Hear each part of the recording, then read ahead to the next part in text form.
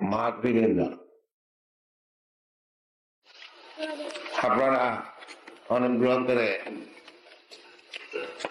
এই কৃষ্ণ ভাবনামৃত সঙ্গে যে প্রযত্ন,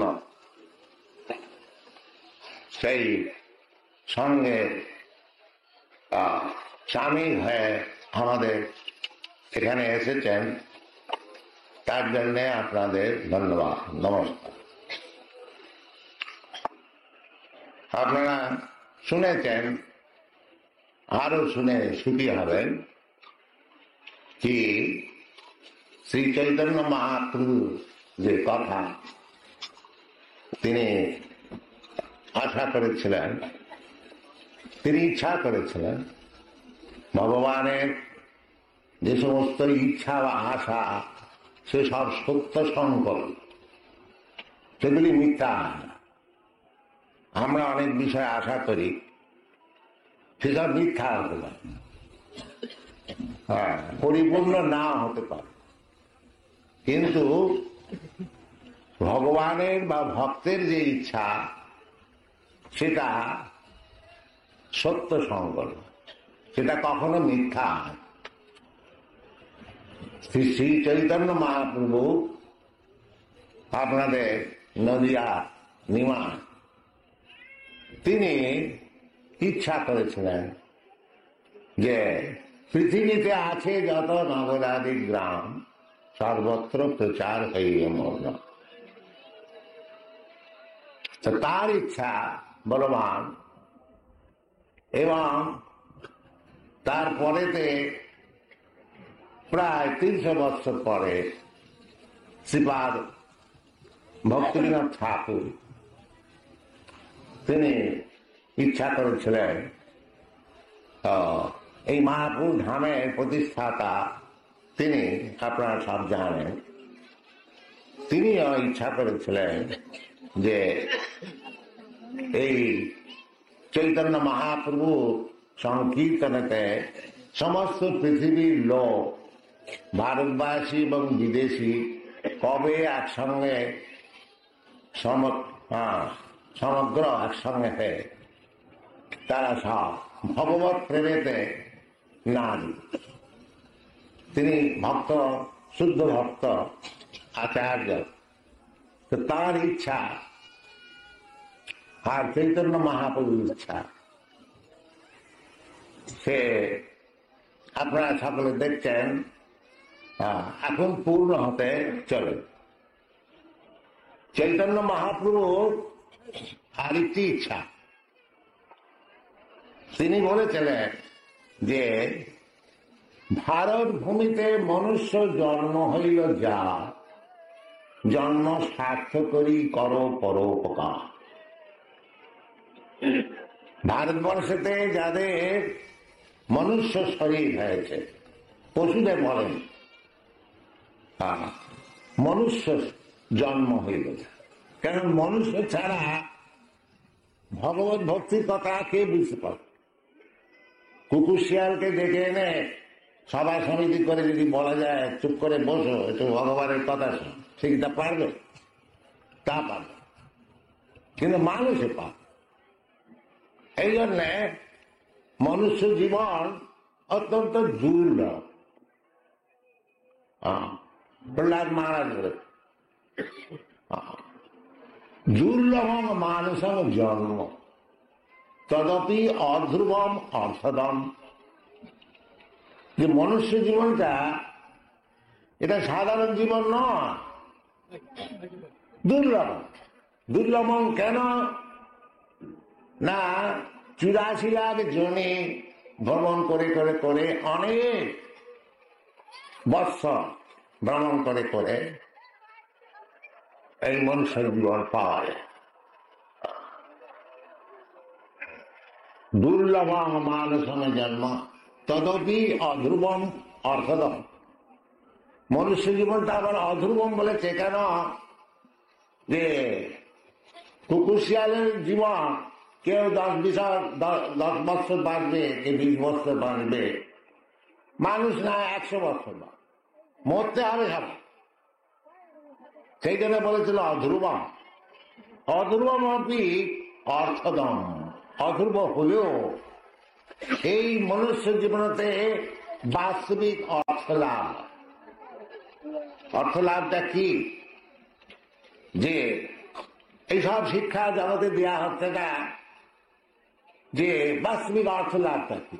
তারা মনে করছে 2-4 কোটি টাকা যদি পাওয়া যায় তাহলেই অর্থ লাভ। না, অর্থ লাভ মানে হচ্ছে যে মনুষ্য জীবনের অর্থটা কি সেইটা লাভ। মনুষ্য জীবনের অর্থটা হচ্ছে এই যে 84 লাখ জন্ম ভ্রমণ করছি আমরা জীব মাত্রে, এই রূপে ব্রহ্মাণ্ড ভ্রমিতে কোন ভাগ্যবান শুধু নানান রকম জনিতে ভ্রমণ হচ্ছে না, অনেক রকম লোক আছে। ভূলোক, ভূগোললোক, জনলোক, মহলোক, তপলোক, তল, অতল, নিতল, পাতাল ইত্যাদি বহু প্রকার লোক আছে। সেই সব লোকেতে আমাদের ভ্রমণ করতে হচ্ছে পাপ পুণ্যের বিচারে।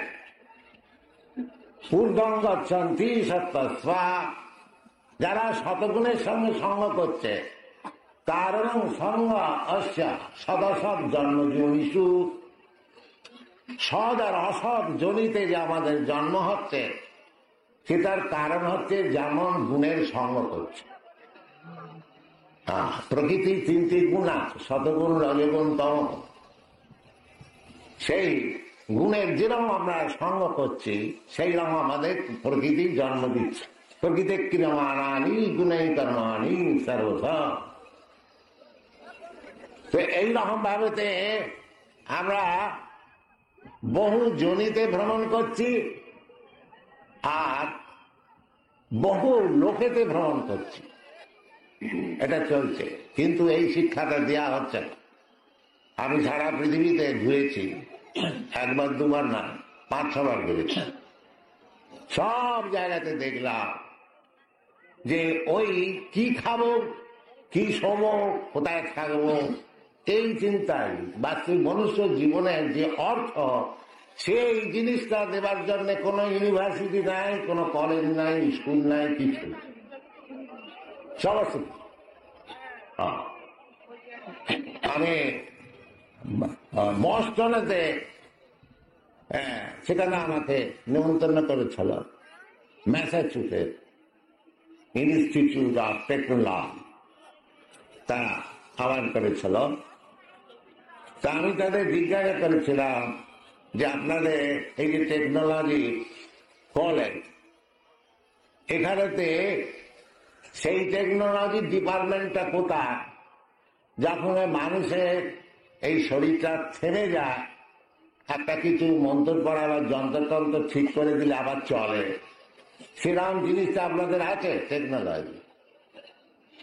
যেমন মোটর গাড়ি চলছে, হয়তো পেট্রোল ফুরিয়ে গেছে বা কোন একটা মেশিন একটু খারাপ হয়ে গেছে, মিস্ত্রির কাছে গেলে মোটরের তেল দিয়ে দিলে বা মেশিন যেগুলো পার্ট খারাপ হয়ে থাকে বদলে দিলে একটু হাওয়া চলবে। সে মানুষের বিষয়টা হয় না কেন, বা কোনো জন্তুর বিষয়, জীবের বিষয়টা হয় না, সে টেকনোলজিটা করছে। বাস্তবিক সেখানে যে সব কথা বলেছিলাম, তারা বেশ ছেলেরা মন দিয়ে শুনেছিল। তারপরেতে তারা একসঙ্গে ঘেরাও করে অনেক কথা ছিল। বাস্তবিক এই টেকনোলজিটা তো কোথাও নাই দুনিয়াতে। অথচ আমরা গীতাতে জানতে পারছি দেহিনস্মিন যথা দেহে কৌমানং যৌবনং জরা তথা দেহান্তরং প্রাপ্তি ধীর সত্যনয়দি। দেহান্তর বলে একটা কথা আছে, যেমন এই দেহতেই নানান রকম শরীর আমরা পাচ্ছি, সেই রকম এই শরীরটা ছেড়ে দেবার পর আবার আমরা একটা শরীর পাবো। এটা বুঝতে কোনো অসুবিধা নাই। ছোট বাচ্চা মায়ের পেট থেকে বেরোলো, সকলেই আমরা বেরিয়েছি, আপনি বেরিয়েছেন, আমি বেরিয়েছি, কিন্তু সেই শরীরটা কোথায়? সেই যে মায়ের পেট থেকে এইটুকু বেরিয়েছিলেন, সেটা তো নষ্ট হয়ে গেছে। তারপর অনেক শরীর হলো, বালকের শরীর হলো, যৌবনের শরীর, আর বৃদ্ধ শরীর হয়েছে। সেই শরীরগুলো যেমন চলে যাচ্ছে একটার পর একটা, সুতরাং এই শরীরটা চলে গেল, আবার শরীর পাবো, এটা বুঝতে অসুবিধে। এটা একটু বুদ্ধি কারো থাকলে সে বুঝতে পারবে যে আমি ছেলেবেলায় এতটুকু ছিল, মায়ের করে শুয়েছিলাম, আমার বড় বোনের কোলে, আমার মনে আছে আমার বড় বোনের কোলে আমি শুয়েছিলাম, সে ঘুম ছিল একটা জিনিস আমি দেখছিলাম, তখন আমার খুব 6 মাস বয়স, মনে আছে, বা অন্যান্য কথা অনেক কিছু মনে আছে। তাহলে শরীরটা পাল্টে গেছে, আমি আছি এটা যেমন ঠিক, সেই রকম এই শরীরটা চলে যাবে, আবার আমি একটা শরীর পাবো, এতে বোঝবার কি অসুবিধা? সেই জন্য বলছে এটা বুঝতে পারে। কে বুঝতে পারে? যে বাস্তবিক মানুষের ঘরে জন্মগ্রহণ করে সে বুঝতে পারে। সেই জন্য বলছে দুর্লভ মানুষ জন্ম, দুর্লভ মানুষ জন্ম তদপি অধ্রুবম। এই নয় শরীরটাও নষ্ট হয়ে যাবে, যেমন কুকুর শিয়ালের শরীর নষ্ট হয়ে যায়, এই শরীরটাও নষ্ট হয়ে যাবে, কিন্তু যতক্ষণ জীবিত আছে তার মধ্যে অর্থ লাভ হয়ে যায়। এটা অর্থদম। সেই অর্থটা যে লাভ করে চলে যাচ্ছে তার নাম হচ্ছে ব্রাহ্মণ। আর সেই অর্থটা লাভ না করে যে পুরুষ শিয়ালের মতন চলে যাচ্ছে তার নাম কৃপণ। বেদাদি শাস্ত্র থেকে নাম আছে এইতৎ বিদিত্যাজ প্রয়াতি সা ব্রাহ্মণ, এইতৎ অবিদিত্যাজ প্রয়াতি সা কৃপণ। কৃপণ কেন বলা হচ্ছে?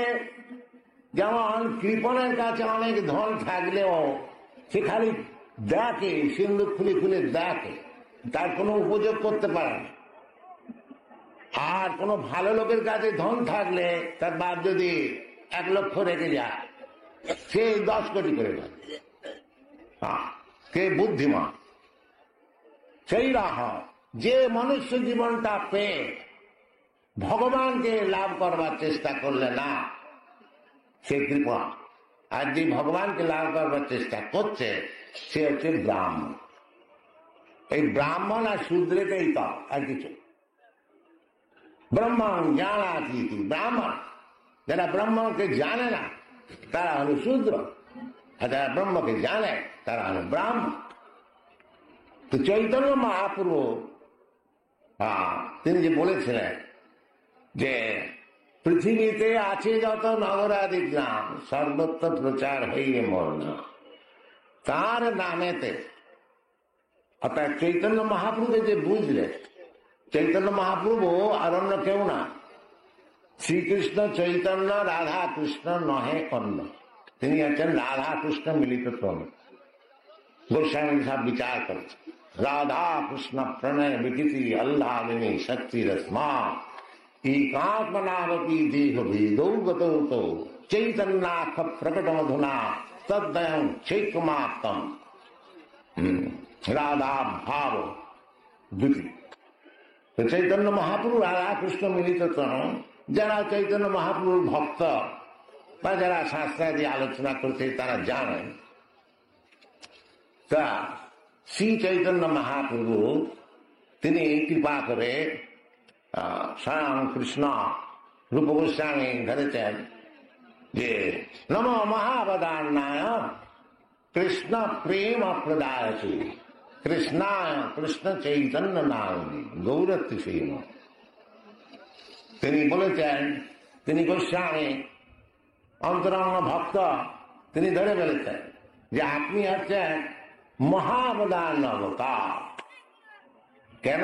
আরো অনেক অবতার আছে না, এমনকি কৃষ্ণ এত মহাবদান নয়। কৃষ্ণ তিনি নিজের কথা ভগবান কি বস্তু তিনি বুঝিয়ে শেষকালে বলছেন যে সর্বধর্মান পরিত্যজ্য মাম একং শরণং। কৃষ্ণ একটা সত্য করছে যে সব ছেড়ে কেবল আমার চরণে শরণাগত হয়ে যায়। সর্বপাপে ব্রহ্মখ্যান, তিনি একটা সত্য করছেন। আর চৈতন্য বাবু মহাপ্রভু কোন সত্য না করে দিয়ে দিচ্ছে কৃষ্ণ প্রেম, সেই জন্য তিনি মহাবদা। গোস্বামী নম মহাবদানায় কৃষ্ণ প্রেম প্রদা। কেন কৃষ্ণ প্রেমটা সাধারণ জিনিস নয়, এত কৃষ্ণই সাধারণ জিনিস নয়। মনুষ্যানাম সহস্রেষু কশ্চিৎ যততি সিদ্ধ যততামপি সিদ্ধানাম কশ্চিৎ বেত্তিমাম তত। কোটি কোটি লোকের মধ্যে জীবনে সিদ্ধি লাভ করবার চেষ্টা। সিদ্ধি লাভটা কি? ওই অর্থদম যে মনুষ্য জীবনের কর্তব্যটা কি। মনুষ্য জীবনের কর্তব্য হচ্ছে যে এই জীবনেতে যে আমরা ভগবানকে ভুলে গেছি, এই মনুষ্য জীবনেতে আবার ভগবানের কথা আলোচনা করে তার সঙ্গে আমার কি সম্পর্কটা সেটা জানা যায়। সেই জন্য বলেছে অর্থদম। তা এমনই শিক্ষা দীক্ষা জগতে চলেছে যে ভগবানের কথাটাকে বাদ দিয়ে আর সব চলো। ভগবানের কথা এমনকি গভর্নমেন্ট শুদ্ধ বলছে আমরা সব সেকুলার স্টেট। ভগবানের নাম করবেন, ভগবানের নাম করবেন না, সে কথা ভুলে যান। কেবল গাধার মতন খাটুন আর দুখানা রুটি খেয়ে শুয়ে থাকুন, বাস। এইটা সেটা যে যেটা শাস্ত্রতে বলছে যে এই মনুষ্য শরীরটা ওই শুয়ার গাধার মতন এত পরিশ্রম করে কষ্ট করে কেবল ইন্দ্রিয় তর্পণ করবার জন্য নয়। কিন্তু মানুষকে এমন ভাবে শিক্ষা দেওয়া হচ্ছে, যেমন এই পিকনিক করছে, রিক্সা চালাচ্ছে মানব, এ কার কাজ? এটা গাধার কাজ। হ্যাঁ, এই সব শেখানো হচ্ছে যে খুব পরিশ্রম করো আর দুখানা রুটি খেয়ে সন্তুষ্ট। গাধার কথা কেন বলা হয়? যে গাধা দিন ভর খুব পরিশ্রম করে। পরিশ্রম করে কি করে না, ধোবার কাপড় বল। হ্যাঁ, কিরকম কাপড়? একবারে 2 টন চাপিয়ে দিয়ে লড়তে পারছে, একখানা কাপড়ে তার নয়। আর সেই ঘাটে গিয়ে তাকে দাঁড় করিয়ে দিলে, কাপড় টাপড় নিয়ে ধোবা দিনভর কাটতে লাগলো, আর তাকে 2-4টে ঘাস দিয়ে দিলে, সেটা খেয়ে দাঁড়িয়ে রইল। আবার সন্ধ্যেবেলায় সেই বোঝা নিয়ে যাবে। এইরকম বুদ্ধিহীন যারা, সে যদি বিচার করে যে এই দুটো আমি ঘাস খাচ্ছি, এটা আমি গাধার মতন এই যে ধোবার কাপড় না বইলেও আমি যেখানে সেখানে এই দুটো ঘাস খেতে পারি, তো এর আমি কাপড় বয়ে মরছি কেন? এই বুদ্ধিটা তার নাই। সেই জন্যে সে গাছ।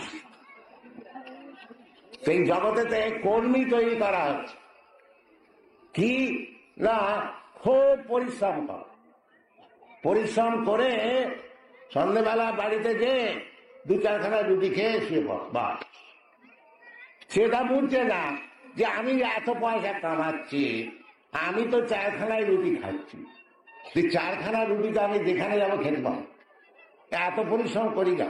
সেই বুদ্ধিটা তার খুলবে না। তাকে যদি বলা হয় যে আপনি একটু হরিকথা শুনুন, সে বলবে আমার সময় না, একেবারেই সময়। কেন?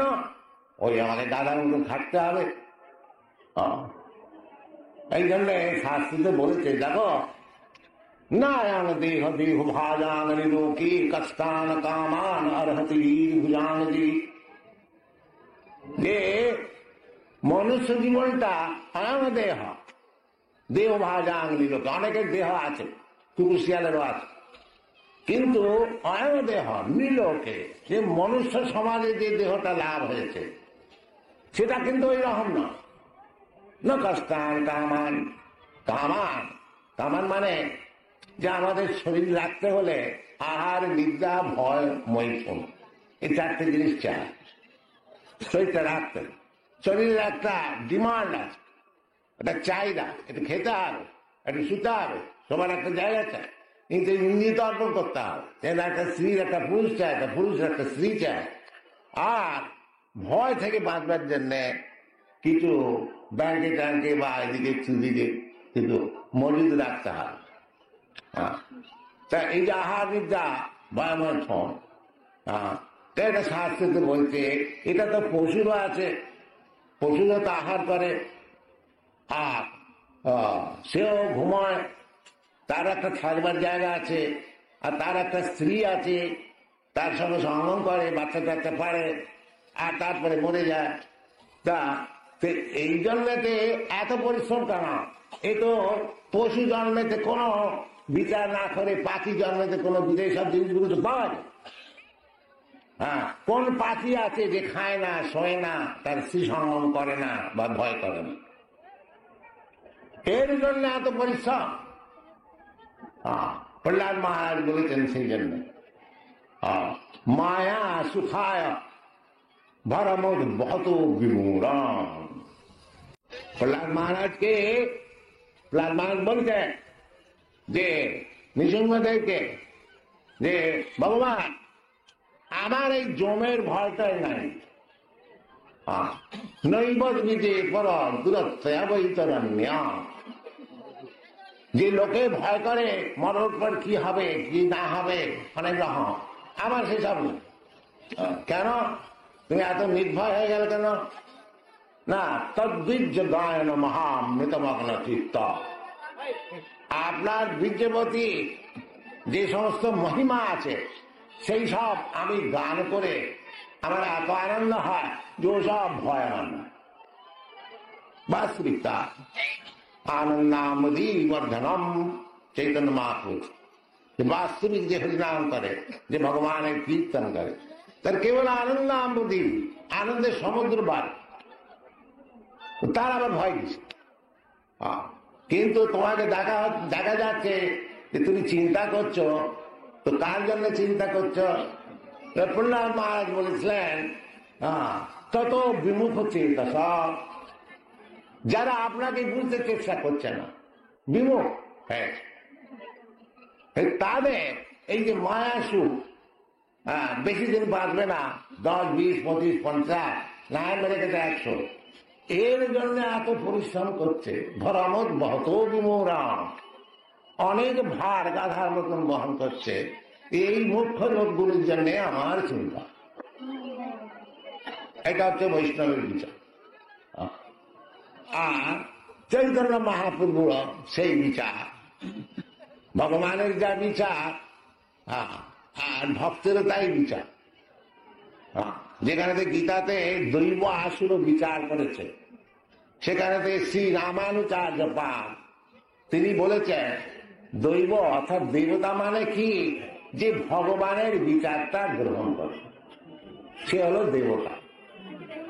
আর যে ভগবানের বিচারটা অমান্য করে সে হচ্ছে রাক্ষস বা অসুর। এই হচ্ছে কথা। তো ভগবান বলছেন সর্বধর্মান পরিত্যজ্য মামেকাং শরণং বলল, এটা ভগবানের আজ্ঞা। এইটা যদি আমরা গ্রহণ করি তাহলে আমরা দেবতা হই না।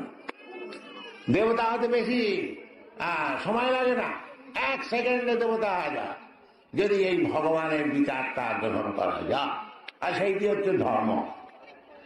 ধর্ম মানে অন্য কিছু না, ধর্মমান মানে ভগবান যা বলছে সেইটা গ্রহণ করা, সেটা হচ্ছে ধর্ম। ধর্মান্ত সাক্ষাৎ ভগবত প্রণীতম। ধর্ম মানে হচ্ছে যেটা ভগবান দিয়েছে, যে কথাটা, সেটা হচ্ছে ধর্ম। আর রামাসামা একটা ধর্ম করে দিলে সেটা ধর্ম না। যেমন আইন, আইন মানে হচ্ছে যেটা রাজা তৈরি করে দেয়, সেটা হচ্ছে আইন। আর আমার মতন একটা লোক যদি বলে আমি একটা আইন তৈরি করবো, সে কে শুনবে, কে দেখবে? সেটা কোন আইন? সেই জন্য ভাগবতেতে বলেছে ধর্ম প্রোজিত কৈতব, যত সব ঠগবাজি ধর্ম আছে সেগুলি সব ঝেঁটিয়ে ফেলে দেওয়া হয়েছে। যেমন কৃষ্ণ বলছেন মামেকং শরণং ব্রজ, সেইরকম ভাগবত বলছে ধর্ম প্রোজিত কৈতব। তা এই যে পাশ্চাত্য দেশে প্রচার হয়েছে, আপনাদের বেশি সময় নেব না। এর কারণটা কি? এর কারণটা হচ্ছে যে বাস্তবিক ধর্মেতে কোনো ভেজাল না দিয়ে যেমনটি তেমন তাদের দেওয়া হবে। অনেকে বলে যে আপনি আবার ম্যাজিক করেছেন।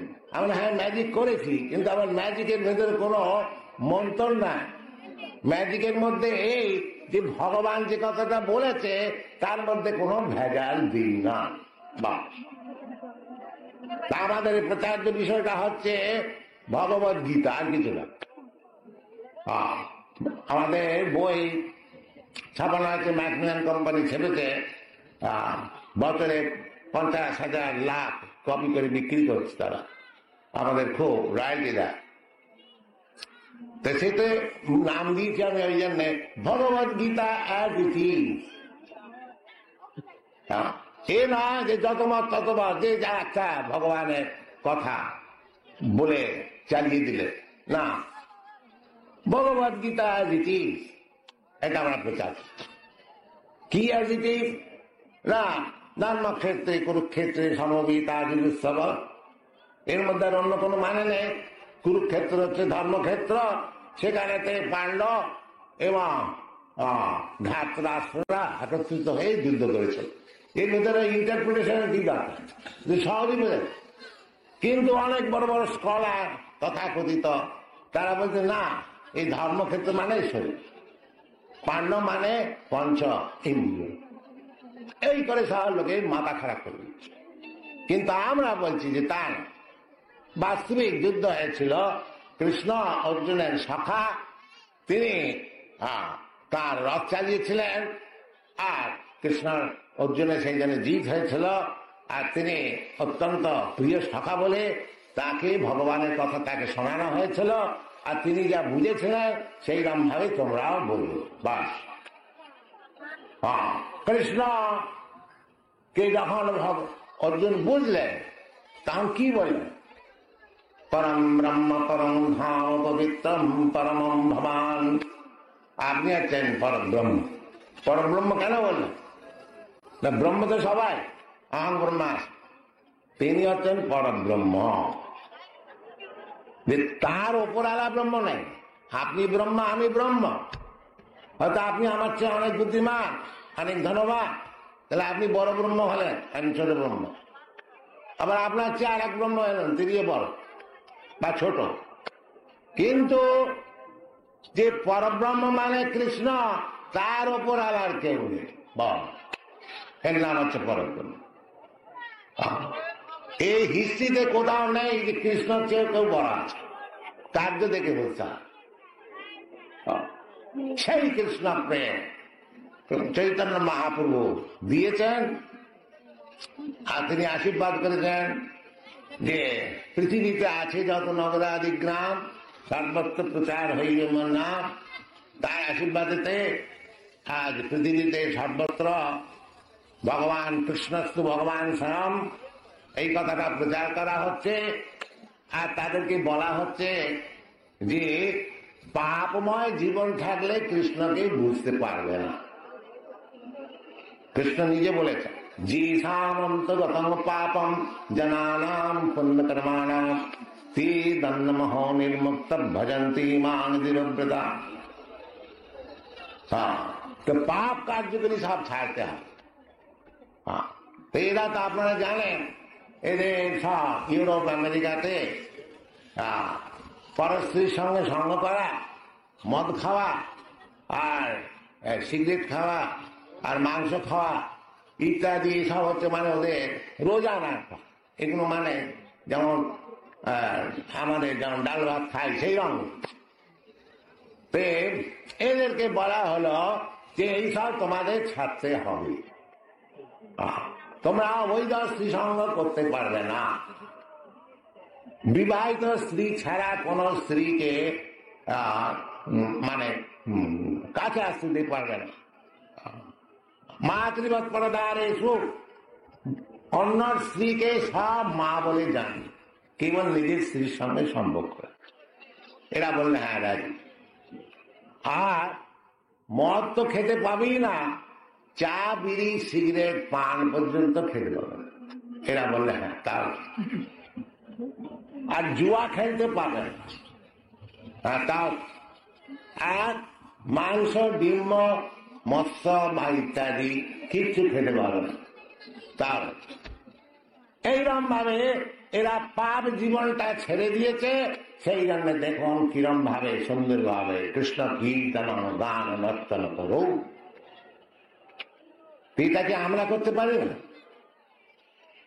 আমাদের দেশের জিনিস তো, কিন্তু কেন করতে পারছি না? ওইসব পাপ ঢুকিয়ে দিয়েছে।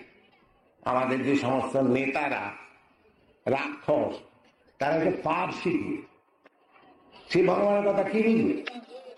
সেই জন্য সব অন্যরকম হয়ে যাচ্ছে, ন্যাশনালাইট হয়ে যাচ্ছে, কমিউনিস্ট হয়ে যাচ্ছে, ছেলেরা সব উৎসাহ হয়ে যাচ্ছে। তা আমাদের কথা এই যে এটা আমার কিছু বাহাদুরি না, জিনিসটা তো আছে, জিনিসটা আছে।